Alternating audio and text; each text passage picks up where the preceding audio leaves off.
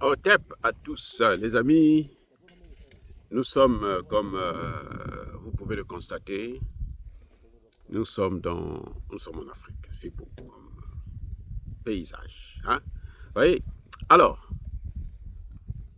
vous savez que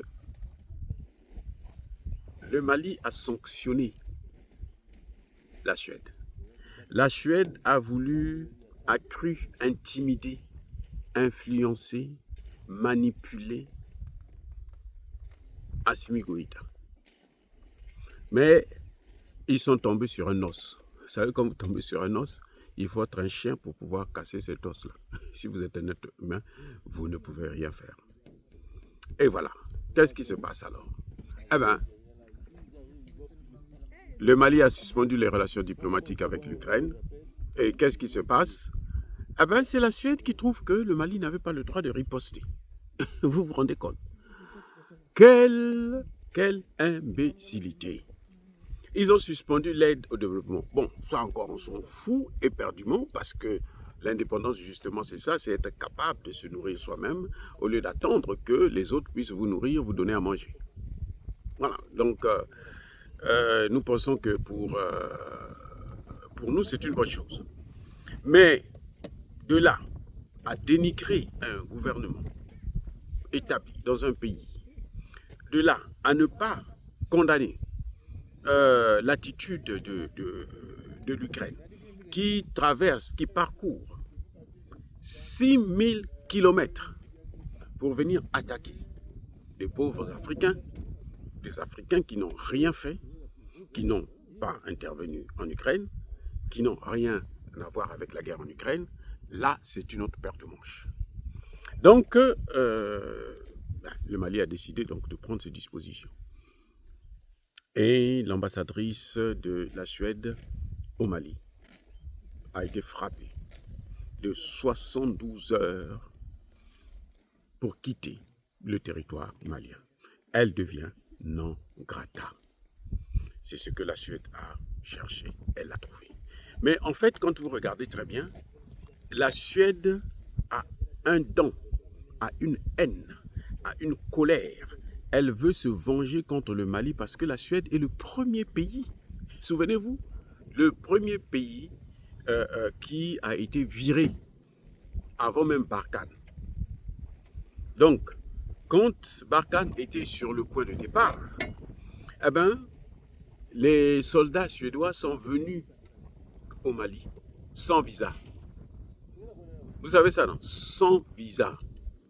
Pourquoi je dis sans visa? Mais en fait, ils avaient un visa, mais c'était quel visa? C'était le visa de la France. Mais ce que la Suède n'avait jamais compris, malheureusement, et elle en a appris à ses dépens, c'est que le Mali n'est pas comme les autres pays africains, hein, où les Français peuvent se faire la pluie et le beau temps.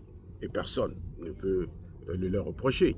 Et donc là, la Suède est tombée sur... elle s'est trompée de partenaire. Elle s'est trompée d'esclave. Elle s'est trompée de colonie. Le Mali n'est plus la colonie de qui que ce soit. Donc depuis là, les Suédois se disaient, nous devrons nous venger.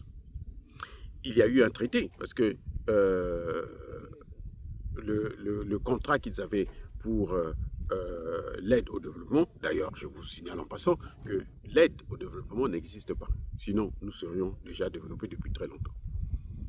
Ce sont des prêts à taux réduit. Donc, c'est l'aide à l'endettement, en fait, en réalité. C'est ça qu'on appelle l'aide au développement. Et voilà que la Suède s'est dit, nous, on va rompre le contrat. C'était de 2021 à 2025. Nous sommes en 2024, ils disent que nous allons arrêter ce contrat.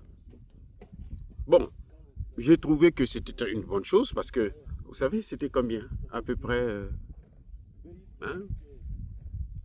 quelques dizaines de millions d'euros pendant 4 ans.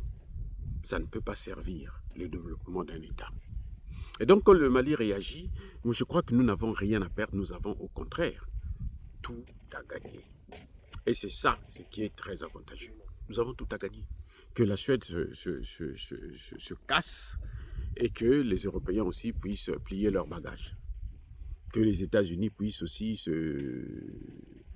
hein, quitter le territoire africain. Parce que ces gens-là ne nous amènent pas la paix, ils nous amènent la guerre et ils nous amènent les combats. Et ça, nous n'en voulons plus. Voilà pourquoi nous avons tous ces problèmes-là. C'est ça, bien aimés frères et sœurs, dire cela, c'est inciter à la haine ou à la violence. Non.